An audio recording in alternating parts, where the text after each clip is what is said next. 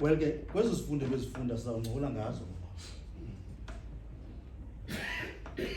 kodwa ke ifocus yethu kuMatthew 25 verses 31 up to verse 46.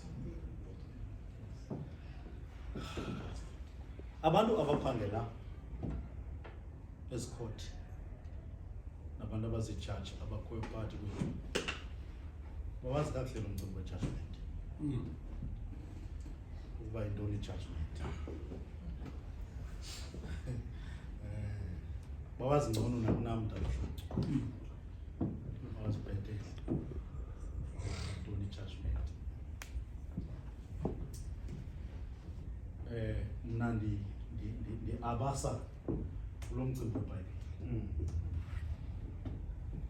Kodwa xa uphumela ngaphandle kuye kufuneke sincedwe ngabo bangene insuku nabantu abasebenza ngabo.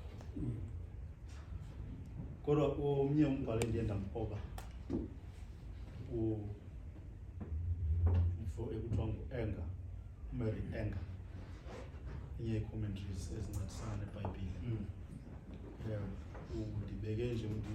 Ndibekele nje simple to say it is to take a final decision in a matter.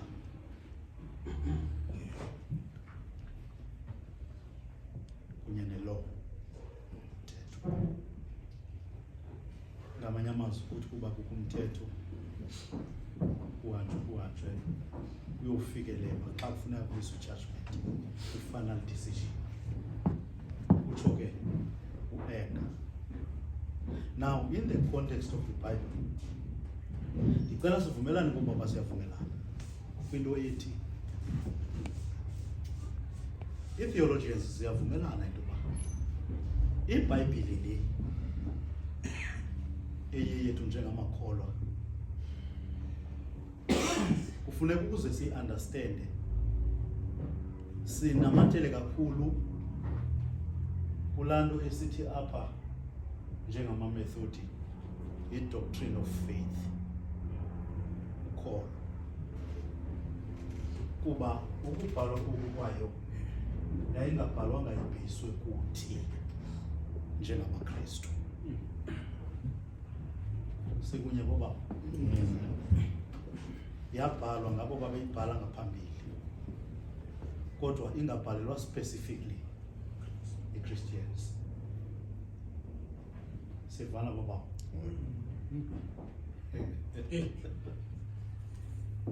Ewe sinako ukuyibanga abayethu, kodwa ukubhalwa oku kwayo zii-authors, different authors ezazibhala, sasingabhaleli thina specifically njengamaKristu. Elo wayebhala ngokwe-context awayehlala kuyo izinto azibonayo, but ngokholo kwaphawuleka kwi-theologians zangaphambili ukuba hayi kodwa ezi ncwadi zithile sikho isandla sento engabonwa mntu apha kuso, kuba zahlukile kwezinye incwadi esisibonayo. Now xa ufikelela ke kulo vuthondaba kufuneka ungqeyame kule nto yokuthiwa lukholo. Enye doctrines zethu elandelayo yi-doctrine of understanding kukaProfessor Miglio, a faith seeking understanding, idityaniswa yona ne-creation. Sivana boba ndadunyogoleke awuguglisha abazitshekishe ezincwadi zikhona enazo iduru ngoba ziduru zona ayikho kuzo because systematically sezincwadi uthi xa ufunda ichapter nganye tatu yakhe kuthiwe khangela uba uthini uThixo kule nto, kuba each and every chapter of the Bible ine-doctrine ekhoyo kuyo. I-doctrine kukufunda ngoThixo uba uThixo yena uphi kule nto ethethwa ngulo mbhali kule ndawo. ngicacisa kahle ngoba yes, each and every chapter ine doctrine enayo efuna kuba xa uyifunda uzibuze ba uthini uThixo kulento and ungasithatha iscripture njengokuba senjalo kodwa ukwazi ukusiquestiona kodwa njengoba ndisithi unokholo ukwazi ukuphuma nento ethi tyhini uThixo unzulu Thixo unzulu sivana baba na lento ndithi uprofessor Mikilo uthi it is faith seeking understanding lukholo olufuna ukwazi nzulu into ukuthi uThixo lo ungubani who God is. But the first 5 books of the Bible, that is Genesis, we are talking about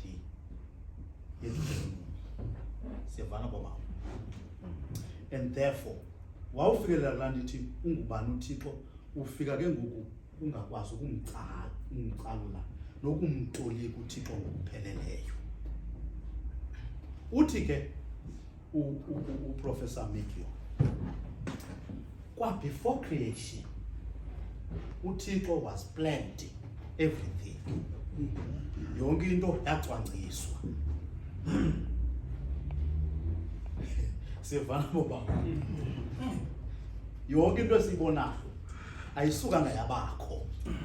Ningoyi kakhulu baba zinto eze sizithethayo but sizithetha nje singayazi ba ubunzulu bazo kuthini. Akukho nto phezulu kwegada lomhlaba ebekho ngempazamo. Zonke izinto phambi koba zenzeke uThixo utheni usiplanile wasicwangcisa but before the creation. Now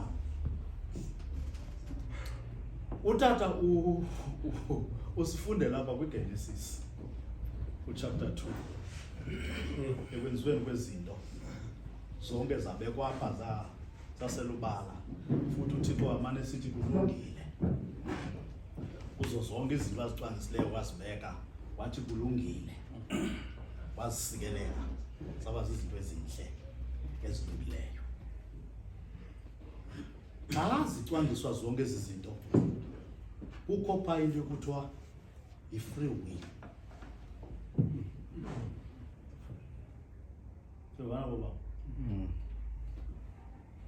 There's a free will. Esithetha ngayo njengamawisi. Doctrine of free will. Uhali ulungu lapha ewisile nawe uyathetha ngayo i-free will. Free will in the sight of God. Free will kwicala lethu. Free will into ethi sinikwe how to choose what is right and what is wrong. Sevana baba. Okay. Uzikhethela. Exactly baba. Free will uzikhethela which choice? It's a choice. You care in what is good and what is wrong. Sevana baba. Nansi le free will inikwa uAdam chapter 3. Actually chapter 2. Lenda nifunda uthathu short. To say ungayidla yonke imithi semiyezweni. In fact iba nobukhosi kwinto zonke ezidalwayo. Silawule. Even chapter 1 verse 26. Awuqedwe kwenza umuntu wanika ubukhosi bokuzilawula ulawula indalo ayigade ayijoke. Sivana baba. Nguye othatha isigqibo ngendalo because ithini nikwe yena uba ayithini ayigade. But kulomthetho uhamba yena ngalomthetho ene choice yokusikhethela ukuthi njengoba ndinikwe izinto mandizithini mandizigcine kakuhle mandiziphathe kakuhle ezizinto. So i-free will ilonto yoba uchoose ba kulento enikweyo ndizawuthi hold on kwi-instructions awugcina umthetho uba zihlale izinto zitheni zilungile right. I hope ndithetha kakuhle ngoba but uAdam inzulu boba xa ufika ku chapter 3 uphula ntoni kaloku umthetho pha yesithi free will uAdam ebena ukuzichuzela xa ifika uEva isithi kuye mfundini yiyoli fruit nandityile and then nawe yitya andithi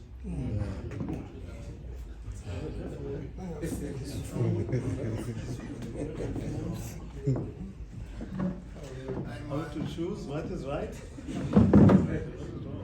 Utheni lo ungazenza kuye uthe yonke ungayichumisa but lo phakathi ungawuchumisa because mhlana uthe wawuchumisa khona zakwenzeka and uEva uzana lam because kufika apha inyoka kuEva. Now ndiyabulelwe judgment Matthew 25 because uthi ba utata uchase mngani nina baqalekiswa yelu bethwe nolungunaphakade amalungisa wona ayahamba ayebomi nobungunaphakade but the tricky of this verse phaya ngasentla kwahlulwa abantu kwabanye yabona siyahlulwa izimvu ezibokhweni siyahlulwa pha sahlulwa ngophungana. Alright masiyambeni uchapter 25 awukwazi ukumshumayela ngokupheleleyo ungakhange uye kuchapter 24. Yes. When you go with commentaries zethu ebendike ndazikroba kobawo le ndinixela yona kaEnga nakaKenneth Barker ndiyazithanda nekaJohn Stott so zontathu zingqinelana ngento ethi awukwazi ukumuva uye ku-25 ushiye ku-24 kangangoba bavela nento ethi uMark noLuke banayo le chapter ku-24 and banguhluka ngamagama ngenxa yalanto ye-semiotic problem kodwa bethetha into eyi-one. Intshumayelo kaYesu ikho kubo bobathathu le ku-24 that is intshumayelo yesiprofeto ukuqala kwentlungu. Now abadisipile babuza iquestion xa uYesu eshumayela into ukuthi akho litye lizoshiyeka phezu kwelitye nasikhumbule sasifundo kwamawo. Now awugqiba ukutsho uYesu enyuka intaba then uPetros uSimon kunye noYohane bamlandele noYakobi bambuza ba sixelele sivusithi wena apha le tempile inhle izawuchithwa and yet asiyode ezawuchithwa kuzisiphelo samaxesha the end of the ages ne uYesu akabaphenduli directly ubaphendula ngezi parables silapha ku-25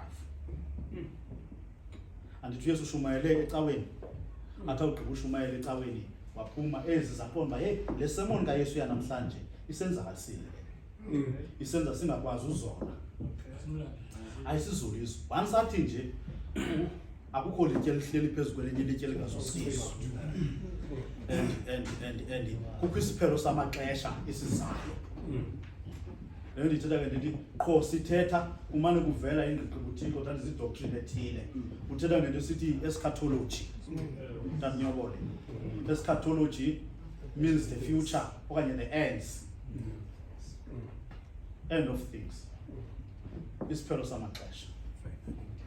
Yes, our final destination apho sisebenzela khona uthetha ngelo ixesha apha but lizawuqala kula early church kubo lizawuqala ngepersecution eyayizaba ngo-70 because there are two prophecies pha sesokuphela kwamaxesha the end of the world and the end of the temple eyayiseJerusalem eyayizawudestroywa zii-emperors zamaroma sivana bobabo So uyesu uthethe ezanto zimbini phaya to say njengoba nilibeleyile xa abazalwane nicinga into yoba ukholo lwethu lu-based only eJerusalem kwitempile phaa.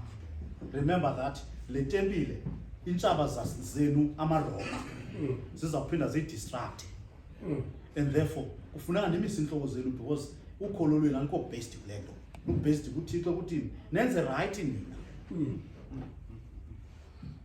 nenze right omnye ekukhonzeni uthixo nasekwenzeni izinto nisazi into yoba siyeza sona isiphelo samaxesha apho wonke umntu ayawuma phambi kwantoni kwejudgment based kumsebenzi awenzileyo. Awube usihamba kunye nabo kufuneka begcine ntoni umthetho wenkonzo kaThixo to worship God ngawo onke amaxesha besazi into yoba xa beworshipa bazawuthi go through i-trials ne-tribulations ezizawuchallenge icawa, that is the early church. But not only the early church, now uyesu wondlala i-signs ke ngoku xa besithi ama sixelele umqondisi uzawuba yintoni uyesu okay jonga apha kuzawuba kwiinyikima ezinkulu emhlabeni wonke, kuzawuba kwimfazwe ngamanye amazwe kuzawuliwa nani nithiywe eprofeteni emperors ezazizawungena ngelo xesha zamaroma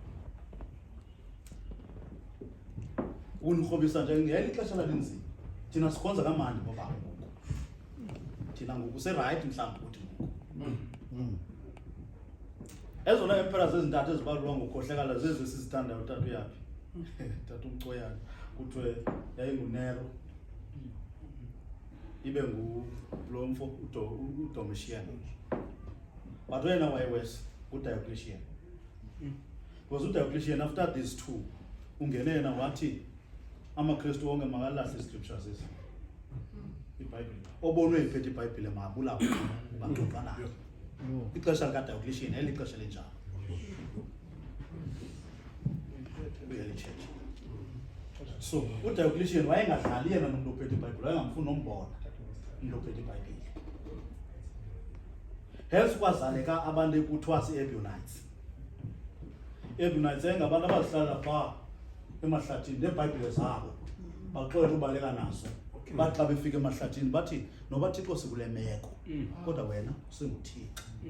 Elixesha ngabantu abekuthiwa si-Ebionites. Sivana baba begade ntoni because boyika ntoni i-final judgment yokuthi khange ninganixeleli into yokuthi nizawuthobeleza phakathi kwe-challenges but kwezi challenges enizazifumana kufuneka ningadlali ngegama lam, ningadlali ngabamelwana benu. Ndicela uma kule ndawo kuba uke bayimibuzo khona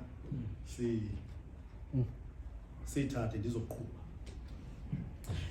zezi zinto ndifuna zibe clear into yoba sibekelwa into yoba ufuneka simazile uThixo uba funeka sibhilive kuye ngantoni ngokholo. UbuKristu bethu ubuKristu bam bu-based elukholweni niyayazi mosilodo baba ngaphandle koba yaniphosa kodwa ushoxola nje abantu abakhulu bomanyana bayayazi uba umwisile ngena emnyango ungena ngokholo. Uyakholwa na ukuba uThixo inkosi, uyakholwa na ukuthi uThixo uyasindisa.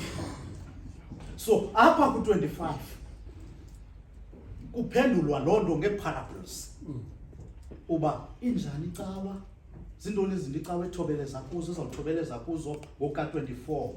But kuthiwa phaa ngelo xesha ubukumkani bamazulu buyakufanekiswa nomzekeliso weentombi ezilishumi ezazithabathayo zibane.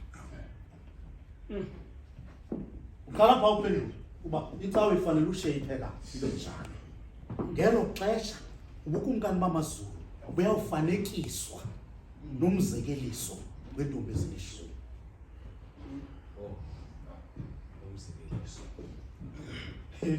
Ikamandi ngakho bantu bangomama iBhayibhile ithetha nge-10 versions ezesingesi, i-virgins. Virgin ke mntu adibana nothi. Amen. Kwa into yoba aqale ngala parable uYesu ifuna ke ngoku unzule ngokucinga. Ungayithathi light kuba kuthiwe ngelo xesha i-kingdom of God izaba nyulu. Xa kuthiwa kuzawufanekiswa neentombi ezizi-virgins ezingadibananga nandoda. So iba nomfanekiso wecawa apho kungekho mntu ushawuta omnye, kungekho mntu uthuka omnye, kungekho mntu uhlupha omnye, but cawa ezolileyo elawulwa yintoni? Ubukumkani bamazulu. So eqala nje uthi ezazithabathayo zona izibane. Now those 10 virgins zisymbolize icawa. Now sayikhumbula mos ukuba question nje, I think la class yabaqala, what is a church? A church is a group of people, those who believe that Jesus is our king, but inkosi yethu. Uyabona, those who believe in Christ. Then is a group of people. Now iba nomfanekiso ke wabo bantu xa kuthiwa ubukumkani bamazulu buyafanele, because into ebangela ba uThixo in the old scriptures sawukhumbula uba uthi xa ebiza icawa eyiteketisa athi yintombi enguZiyoni. Ekhumbula laa nto athi yintombi enguJerusalem, because uteketisa ntoni? Indlela ayithanda ngayo icawa. Now xa sifika kule ndawo eqala nje uvula umlomo uthi ngelo xesha ubukumkani bamazulu buyafanekiswa. Le nto sithi qho xa silala ubukumkani bakho mabufike, ubukumkani bakho. Now sahluka eziba ixesha lihamba, kodwa singene sonke siyicawa sitheni siphethe izibane ezivuthayo, because ezintombi zonke zidescribedwa njengentombi zonke ezitheni eziphethe izibane ezitheni ezivuthayo ezine-oli.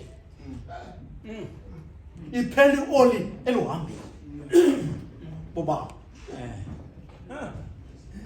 baprepelelwa ifuture, the final judgment. Balungiselelwa uba bazigcine, because i-oli symbolizes ukholo. I-oli symbolizes ukholo bobaba. Now ezi zintlanu bathi ngokubahambayo kuthiwa behla ukholo. Ntoni kwa ngolo hlobo bobaba? Lehla ukholo. Some radical uYesu xa esithi ezinye ke ngoku zazizideke, ezinye ziziyatha. Strong. Kodwa ndimthanda xa esithi, because akuthiwa zingene ezintombi, ngicela siyiqaphele bobaba, zingenayo kwa-oli, zingena zonke zitheni, but izibane. And the danger here into yoba xa kuphela i-oli kwaba besiza kwaba, but lethu izophela. That's where the danger is of the church. That's where the danger of the church is. Because zibhetele ezi zizile. Zizile zozoxela. And xa sizoxela ezi ziyavala. Kutheni bengena usebenzisa ukholo lwabo to say masibanike, and then uThixo uzabona uzawuthini na phambili, because they are based is in the faith. Ukholo lwabo is in their faith. Now bathi hambani, kanti kwelinye icala asinaThixo ugqothayo. Sibhetele xa utshezi xa sisiza sikhasa kuwe, ilishwa kukungezi. Into sizayigwetyelwa kukuthi sesizile uthi wena hambani. So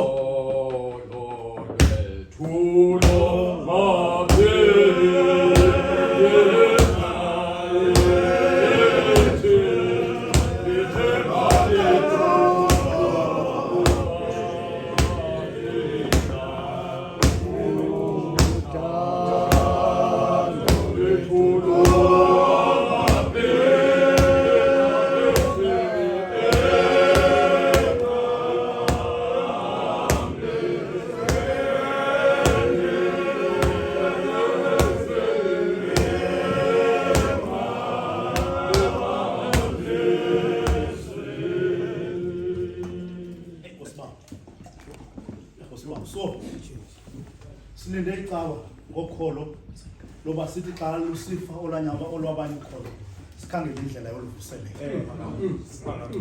Kodwa uxanduva lwethu sobabili umuntu oza enokholo ebelieve ukuthi kuyasindisa athi sele phakathi abaleke kwa umpikiso xa ebona.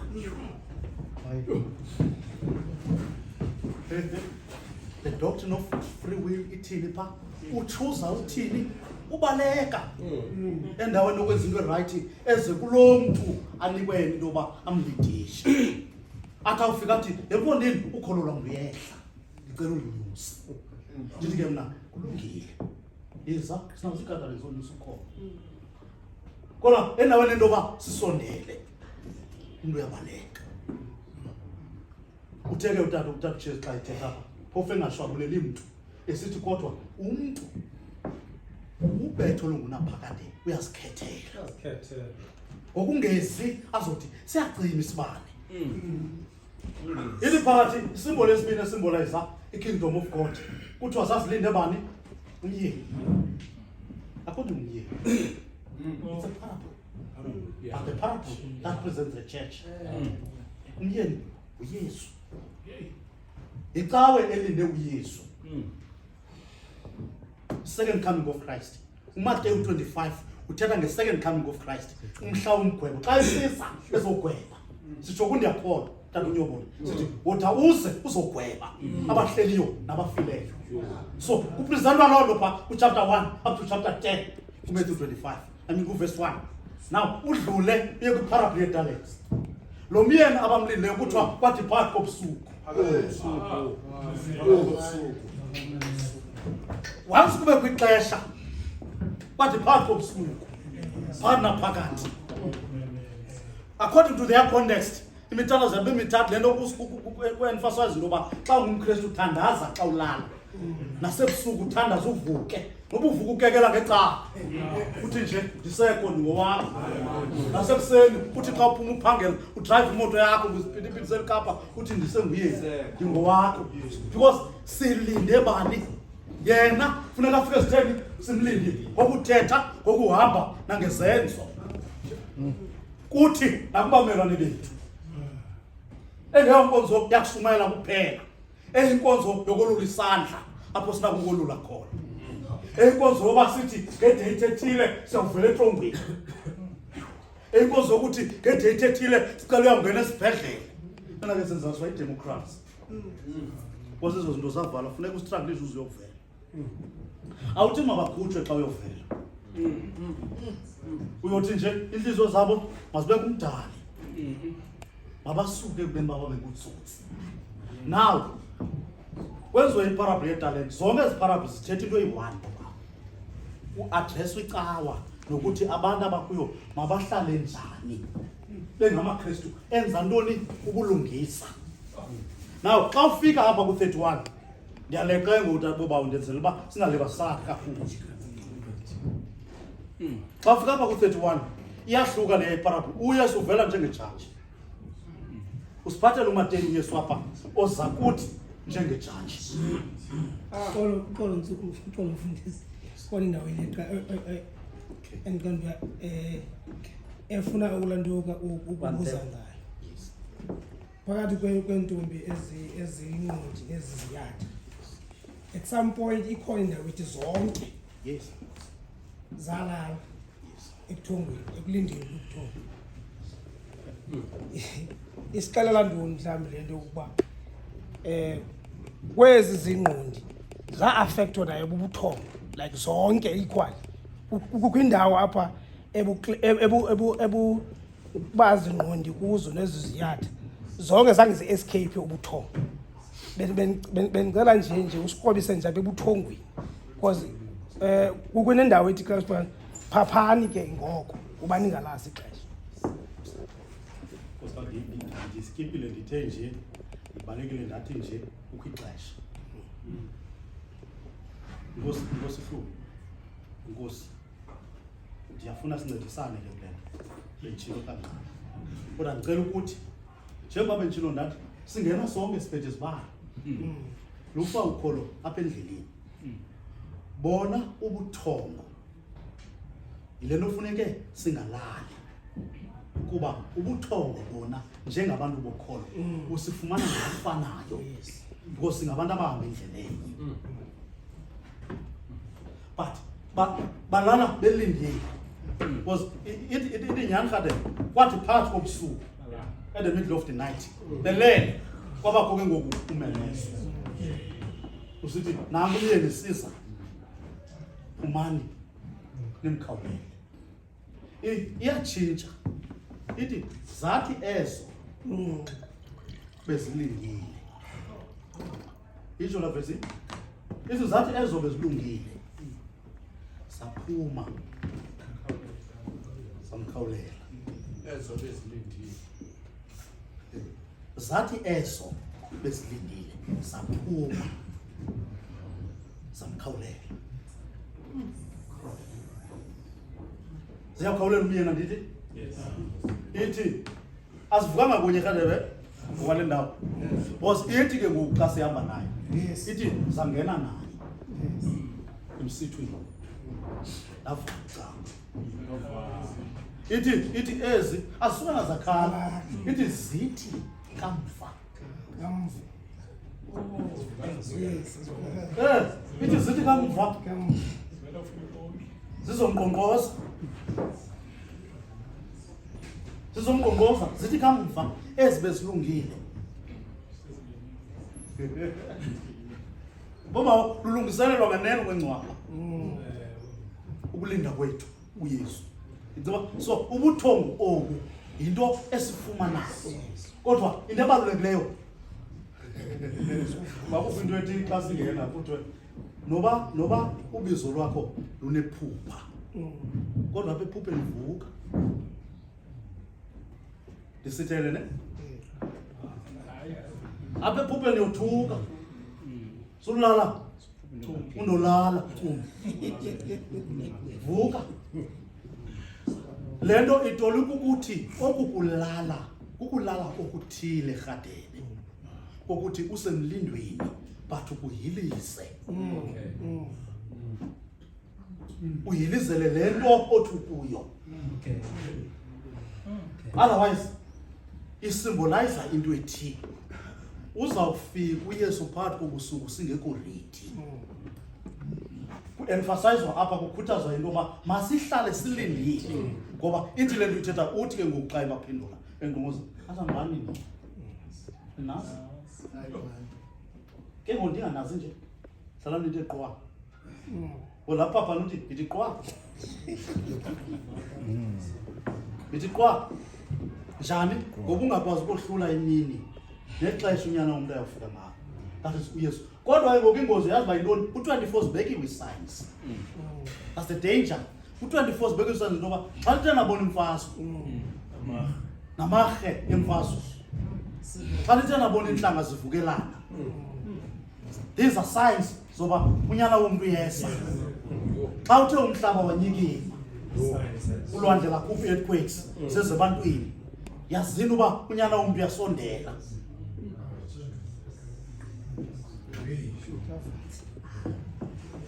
mhlawumbi ke ngoku nikliye kwinto ethile njengoba siyijonge kude imfazwe yaseRussia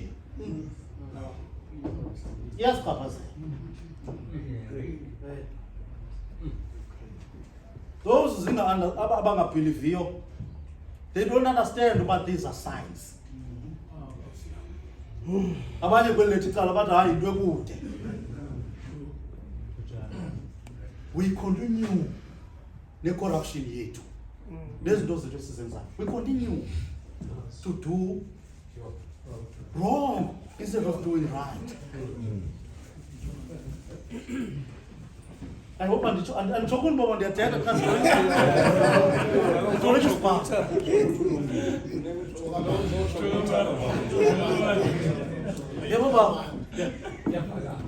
we continue sihleli njengoba ngokuba kwakunjalo.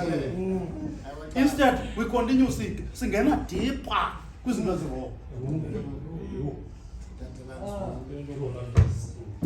And njengoba sisenza into ezirongo nje nokugweba because andifuna ulibala i-context yethu uTabushoko. Nokugweba omnye nomnye omnye aphethe ithanga ulapho omnye kodwa uphethe ithanga.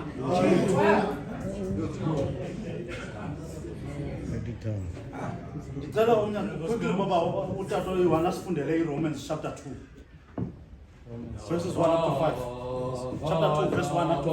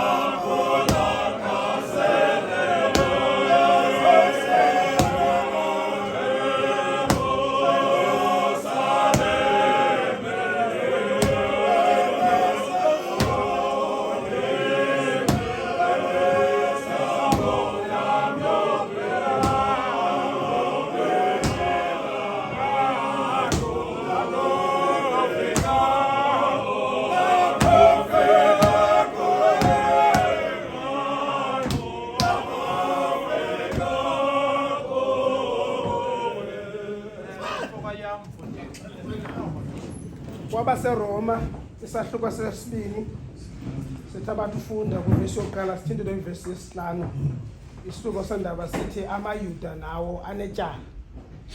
Kungoko ndithi akunakuziphendulela mntundini ugwebayo nokuba ungubani, kuba ngokugweba omnye uzigweba kwawena, kuba wena ugwebayo wenza kwa ezo zinto.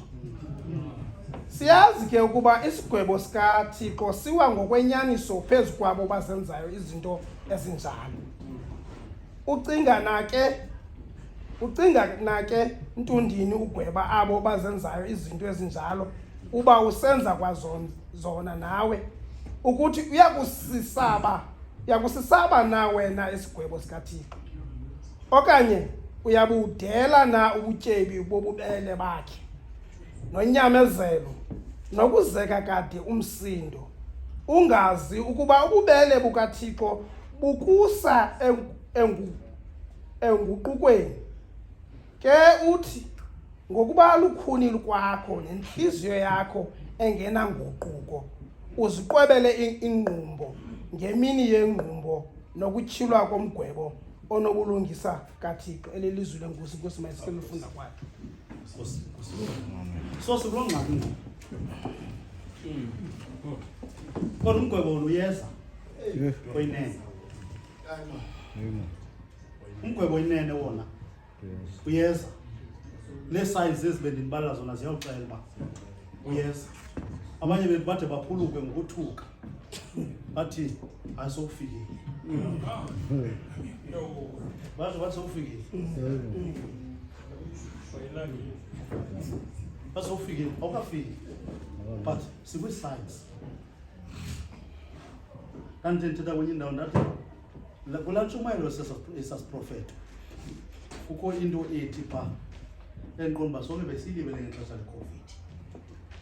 Ndathi ndithetha kwenye indawo ndathi xa sifunda laa nto kukho indawo ethi phaa nawubona izifo ngezifo ezikhulu ezinganyangekiyo, and kufanele uba sithe sawufika kulaa era sathi yile nto ibithethwa nguYesu le, because zange siyazi noba iCOVID iyawuze sibeke kwi-era apho kuzawufika ugqirha nonesi, but salibala uba sireflecte kwesi siprofeto to say it's one of the signs. Sasingazi noba ungaze ube kwi-era apho i-Italy iza kumbitrentsha xa ingcwaba abantu bayo, kuze one member of the family imele eqelele, kuze itraki ilayishe imikhumbi iyiplande, kuze ikatapile ivele igqumelele. Sasiyazi loo sasiyazi into ukuthi baza xa befika bafika iicoffin zabo zikhavarishiwe. singenakwazi noba identify sasikwazi kodwa reflector is a science and abantu abaninzi abakavuki bezecaweni bakhalala bemka endaweni yoba bareflecte kule ntshumayelo ndidla kuthiwa ke ndiyoyikisa ndithi ikhona enye ezayo ngokwale ntshumayelo ngoku uyayibona uba ziyadanyaza ii-signs ze-war ziyadanyaza ii-signs ze-war ibiqale eUkraine yeza kula mazwe aseAfrika so zithe chu ziyezana zingxamanga so zithe chu ii-signs ze-war ngoku isifo sona sesiqalile esinye sedlula nabantu esibathe side zixasela hey ibingathi ithunyelwe ecaweni ithi kulo mntu inkolo uba yiphila yethu ke le umqukulu uthetha naye izolo uve kuthiwa ngomso akekho luncuncula naye izolo but khange sireflecte kule kuthiwa ke ndifakwe ezitrongweni ngenxa yegama lam asikafiki kuloo era yenoba kuthiwe xa usenza right kuthiwe suka makabanjiswe lo because ubulungisa buphume bubini bobaba what I'm trying to say because xa singena deeper kule theme kabawushonco yokuthi i-judgment le iyeza but iza nantoni akukho rongo ukuba uthi rhatele xa undigweba undingxolisa undigwebele into right andifuni siconfuse izinto akukho wrong ugweba but ugwebe umuntu uzazi uba wena uclean kule nto ayenzayo tyhini ndivana mosibazana akukho wrong ugweba umuntu usazi noba ndingemiswa phaa kuthiwe wena njengoba unyola ubani nje umsulo kangakanani ungabi nakumangaleleka ibithethwa loo nto le nto ubuyifunda kwi-Romans into yoba sukuthi wena kukho into elapha kwelisweni cela sithatha uLuka chapter uMatthew siye phaa kuchapter 7 asiye phaa kuchapter 7 apha kuMateyu verse 1 up to verse 1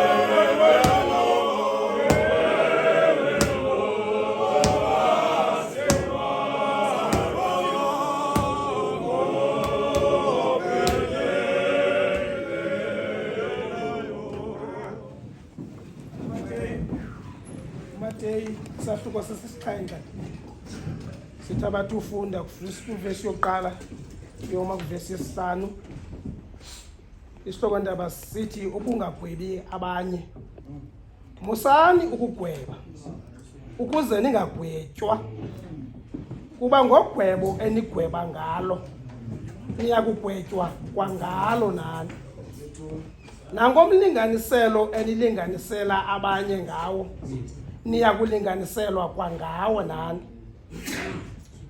yini na ke ukuba usibone isibi esisesweni lomzalwane wakho kanti akawuqiqi wona umqadi okwelakho iliso okanye ungathini na ukuthi kumzalwane wakho yeka ngisikukhuphe isibi eso esweni lakho kanti nango umqadi kwelakho iliso manani si ukhuphe kuqala umqadi lowo esweni lakho wandule ukubona kakuhle ukusikhupha isibi esisesweni lomzalwane wakho lelizwi lenkosi osimayisikelele so silindele umgwebo nje ukwezi zinto ziphambili silindele ukwezi zinto ziphambili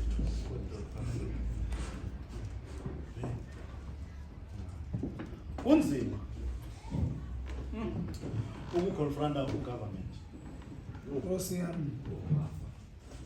because 90% amaKristu.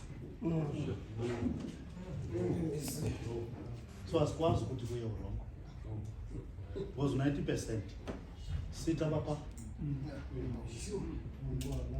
Not more as Christians, all denominations. Because ithi lando zonke inhlanga. Into abangibabuthiwe kwesasifundo sokuqala noJuda ufuna ugwetshwa. It is because kangayibeki salvation.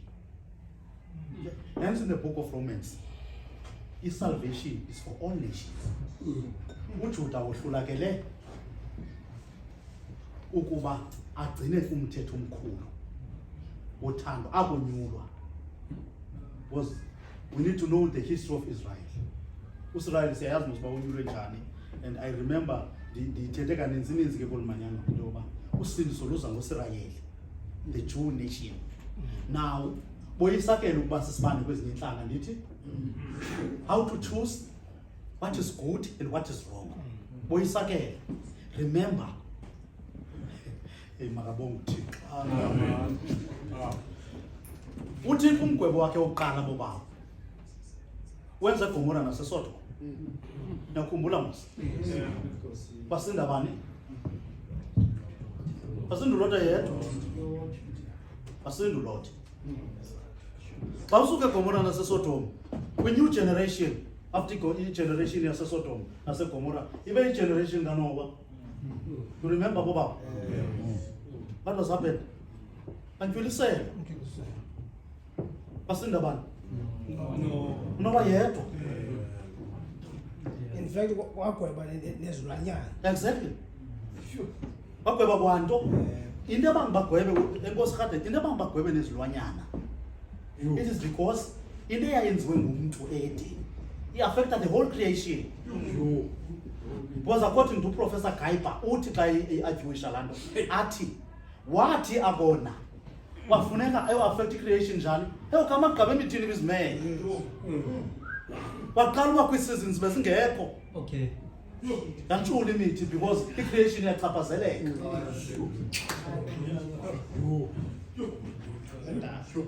So into eyenziwe ndim i-affect i-creation. Yibona into yoba xa uaffecta mna okanye uaffecta uba uxaba. Masithathe nje lo mzekelo uba ngaba unento okwenza nokulwa naye. There are those who are friends of him. Ababa bazibhaqe bekulento. So ngicela ukwenza lo mzekelo ngeNglish. Wathi umuntu abona kwafuneka akha amagqabi emithini bizimele. Meaning that immediately iyaffectekile. Ukusuka apho wa design iplan entsha uThixo. Lento yokuphalala kwegazi ayiqali ngofika kwaYesu. Kwafuneka kuye sabona ba hey imithi yaphela because qho kubuna lamagqabi. Kufuneka bayokha amagqabi amatsha. Ithi iBhayibhile nifunde wafika waxhela uThixo isilwana. Ngoba mbathi izintsu. Everything was affected. Everything was affected.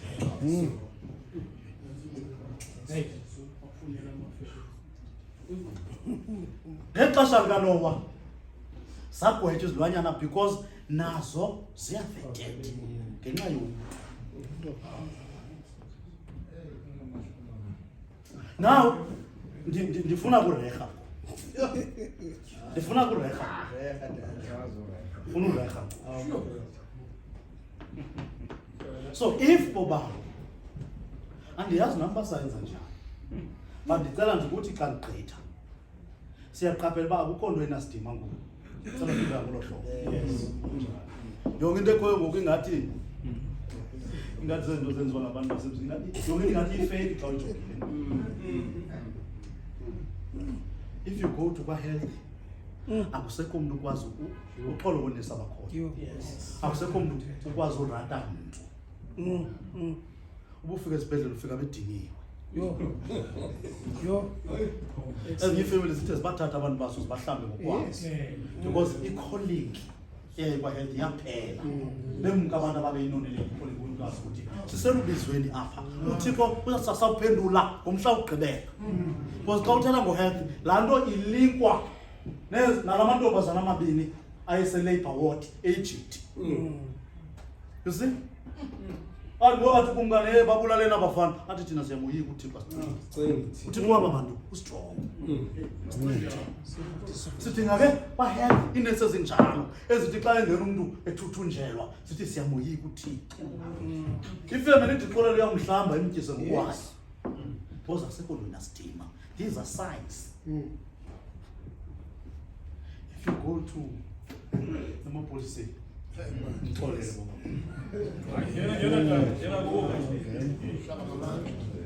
Yazi mosiba kuthiwani ngoku.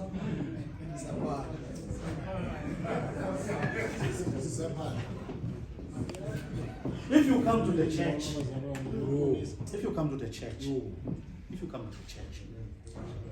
look at now bakunjani. Wasinovusa utata boys. Wasinovusa lo maqhele. Lashiya nomyalelo endisaphumla lathi lifike kwa-314 lathi ndiyanibona ninqamile. Bayeza abafana nentwazana apha emva kwethu abazayenza weekly ecawe bathi naxa betyisa umtheleko banityize nime ngenyawo kuba bangxamile. Look at what the church is now. Your church. Not only our church. Go to the articles of Bonayo, social media, about the church. And uthini. Here's a signs. Ithi kaloku bobawo amandla endalo azawusanyasanyiswa. Ungabikho kuzola. Ungabikho zonke into iphelelwe sisidima. Udathuluka ababini bawuthi belimityeni omnyathathwe omnyashishi. Uthi walala abamithi nabanyisayo kulo mihla ubumhlaba uzakuxakekile. Ngoku ukuzasa kwesiprofeto abantwana odadewethu umzala njamshiyi. Wanya mfaka etraining. Because umhlaba utheni? These are signs. It's a judgment. Now, xa ufika apha uthi alo mini uyawuthi kumngani enazo zonke unyana womntu izithunywa ezingcwele. Ahlale isihlalweni sakhe sokugweba. Utakhwele etrolini. Abahlule. Abanye kwabanye. Athi awugqiba ubohlula. Athi kwabangasekunene izani ke ngoku. Nina nisikelelwe ngubaba. Nibudle ilifa. Ukumngane nibulungiselelweyo kwasekusekweni komhlaba. Athi awugqiba ke ngoku abeke. Xa iwisi judgment uya reflect into ba ningene ukumnganini because ndathini ndalamba nandondla. Uthi kufuna loo nto ukuthi qha baba into ba ndalamba nathini nandondla. Ndandize nathini nandambeze. Sigwetyelwa kwezo zinto qha. Uba uthi apha engqondweni nasentliziyweni yakho bazali bam uthi xa uzikhethela une-free will uhamba unento ozikhethela. Yo makabonga uThixo. Ndandikwasemzini ndandikensendlini afeyila amaJuda yile nto ithe ancwadi yabaseRoma bona bazawugwetywa because bacinge into yoba le nto ingabo kanti ayikho ngabo le nto inguThixo. Utsho malungiseni athi zani because intsikelelo ilele kulaa nto yoba ugcine into yoba nithi ninamawisile too good to no harm. Attend all ordinances of Christ. Into leyo enziwa kwirhamente yabantu abaqalayo. Ihamba nathi ke njengamaKristu. Ihamba nezinto ke ngoku ze-sanctification sokungenelela komoya oyingcwele kuba ezi zinto asizincedi ngokwethu kuzo sincedwa nguThixo. Silinde umgwebo siwulinde simele basenza ntoni too good to no harm. But ezo zinto thina siyazilibala asizenzi. Uthi bambuze uba sakubona nini na Nkosi. Athi uba nazenza nakomnye wabazalwana bam bangabona abancinane nazenza kubo. Ke ngena utshilo kwiparabhula yokuqala manje sithi yeke inkonzo olungileyo. Wena bewuthembekile kwinto ezincinane kodwa ngoku uthembeka kwinto ezinkulu ngena eluvuyeleni lenkosi yakho. So intsikelelo yabo lelokuthiwa nasikelelo into yoba laa duguthi bahlala behleli kuye bamgcina. So silinda uYesu sinyathela siqamelele kwezo zinto ezoba funeka sithi xa sifunda le chapter sifunde ngamehlo amabini wento yoba silindwe i-judgment ngokwemisebenzi yethu esiyenzileyo. Kodwa uba ezi zinto asizipasi asizukwenza le nto esithi icawa into ezotywa apha into abangabe ndinizobela icawa koka 25 verse 1 kula mantombazana nakulo mzekeliso wetalente yinto yokokuba icawa funeka yenze laa nto. Mandigqibele kwakhona ngale theology ethi xa ithetha our God is a community. What you mean? Our God is a community. Is the community of the Father, of the Son, and of the Holy Spirit. To go to willow community. And therefore, the church, the ecclesia, in Jaluna is a community that must not believe in him only. The church must go outside of their building and their doors to the communities. Njengobuthixo esithi xa isebenza engaxhwithani nonyana engaxhwithani nomoya oyingcwele kumsebenzi wosindiso. Sihamba kunye bazali? So silo community elwela ubulungisa. Nazi ke izinto ezintathu se-judgment ukuze ndiniyeke. Ila judgment enziwe emakhaya bayazi ke abantu bomthetho bayiphini le ekuthiwa xa uhloko umfana enetyala kuthiwe ke athi uyawuthi noba ngumakhulu okanye ngumuntu apha elalini athi ke yena hayi ndiyacela uhloko umfana ukuze asikhulule makenze netani lebhoko. I-judgment yokuqala enziwa sithi bantu yile lokuthiwa masingagweba kanti lo ogweba uhloko umfana ngetakane lebhokwe unelakhe ityala elimlindileyo. Yile nto ibisenziwa nguJuda athi lo niyambona na uba utyana boni bagade into ohlanjwa kwezandla kanti ngapha ngasemva bonakele bamdaka. I-judgment yesibini yile bayazi abantu bomthetho athi uhloko umfana xa enetyala kuthiwe ke uhloko umfana lo sizamnika ummeli amele axa emmela uhloko umfana alithathele kuye ityala lakhe. It is the same ne-third judgment enziwa nguThixo ukususa isono sethu. Le athe awubona uba abaprofethi abanceda into. Nalikhumbula ityala likaDavide elaligwetywa nguNathani. Nalikhumbula elaligwetywa nguNathani. Wenza isitori apha uDavide ahambe phezu kwendlu. Yasikhumbula eso story. Yasikhumbula esa story. Wathi ndithunywa apha kuwe mos uNathani wayengumprofethi ohlala etempileni. Uprofethi ongelogwala ngokuthi king xa iphazamile athi that says the Lord. Uthi uThixo kuwe uzakwenzakala. Wafika ngalo mini le church ihleli izolile isazela sifile. Wathi uthe uYehova mandithi kuwe kukho indoda eyayinegusha ezininzi ubona indoda eyayinegusha enye yasuka le enegusha ezininzi yathatha igusha yale ndoda.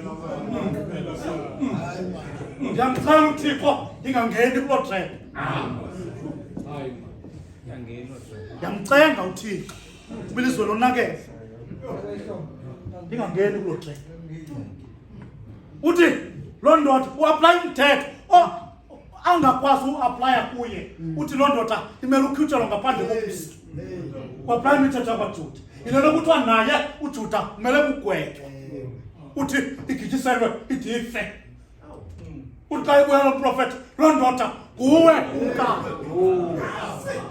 Endaweni into yoba enze ezinyaweni zomnqamlezo uDavide waqotha wabhala iNdumiso 51 lonile Yehova kuwe wedwa. ndihlanze ngeyisopho ndandiyakugqitha ingqwetha ngokuba wamxolela uThixo. Thina siyalibandeza uxolela, and therefore silindelwe umgwebo. Izinto ngoku esizifihla nesizenza ngasese, mna ndiyabhiliva uba sizawutyhilwa. Ndiyabhiliva uba sizawutyhilwa. Ngaloo mini sizawuvela ebuhleni. Wathi uThixo abona uba yenziwa kakubi kwaJuda le nto, wathumela uYesu. Weza uthi umntu ekuthiwa nguPlantinga uyikhangele rhadebe loncwadi ye-systematic theology, uthi laa mjemeni weza as a full atonement, umntu wokusigwebela, umntu wokuthatha ityala lethu. Lo obonwe yile ndoda yasempumalanga xa ityholwa kusithiwa lo akanaba namathumba kanti akho nto ayenzileyo, lo akanawufelwa ngabantwana kanti akho nto ayenzileyo. Uyazifihla lo. Wathi lo mfo ndiyayazi ngoba umhlawulelo omhleni,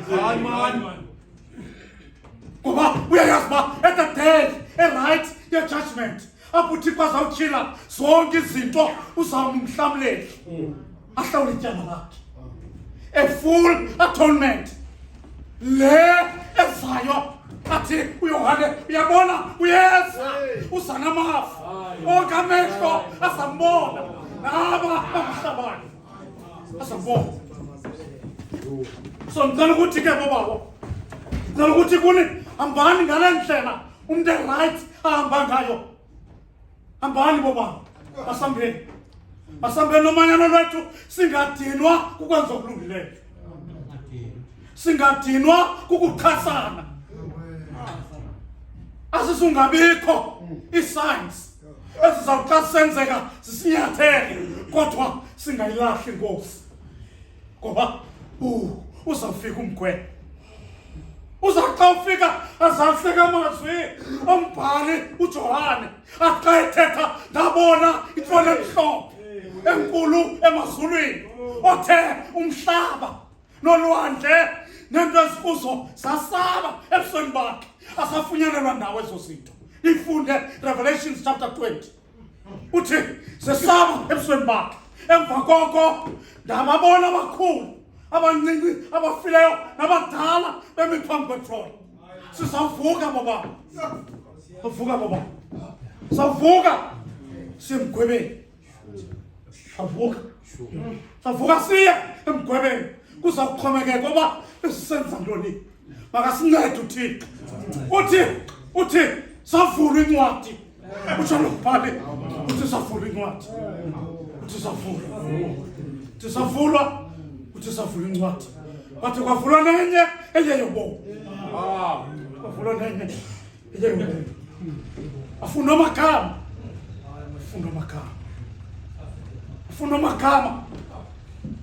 Amagama abantu abafileyo. So ndicela ukuthi kule ndawo ndidla ngokutsho phofu xa ndithethe ndithi pha endlini xa sendithuthuzela kukubi, ndiyimani bantakwethu, ngalaa mini enkuleyo ikekade ndiyahlaselwa ke kunayake nene ngumfundisi. Ndithi nesikhule besihlaba umntu ngalaa mini enkuleyo, noba ngoku silele sicinga uba sisafe.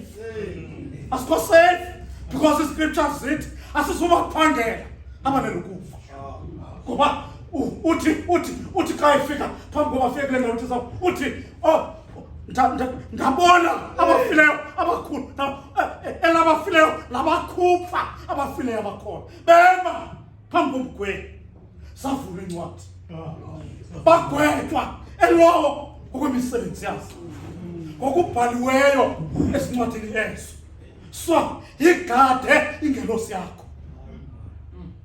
Kaloku uthi lo mbhali enazo zonke izithunywa ezingcwele. So yigade ingelosi yakho, ngoba i-evidence ne-witness yakho emazulwini ingelosi yakho. Xa uzimela ingelosi yakho ilapha ecala kwakho, ungamzimela umpikiso, kodwa ingelosi yakho ilapha phambi kwakho. Andiyikhumbuli kwezi story ndigqiba untela sona uba bathi abanye bechaza kodwa ingelosi kaJobe yathi kuye yedwa olungileyo. And therefore gada nje wena ingelosi yakho. How I wish nabajongisele lizwe uMetshiswe Sachs Hayi man. bayayazi uba umlingelo siyakhe report Hayi man. ingabaphosa le icourt Yo. kodwa le icourt Iposti ngabaphosa. ingabaphosa le kodwa leya eposini Amen. sizawuya elivotweni sibuye sihlale phansi silinde uThixo aphendule sabuya sizongani ngoba sinexhala labantwana bethu kodwa sisakuya baba sisakuya so uThixo makanigcine silembu Yesu ke obuya yena singadina ukuthi qhome cawa siyayazi uzawuvela uzogweba abahlelile into esikholela kuyo leyo ba yes mina ke ndiyakholelwa kuloo nto baba ndiyakholelwa mna kuloo nto ba uzawusa azogweba abahlelele nabafileyo siyakholwa kubomi obunaphakade apho sawuhlala kamandi hlala kamandi kwela lizwe siyakuthixo makanibuke baba qobe nani kokuna kunaphakade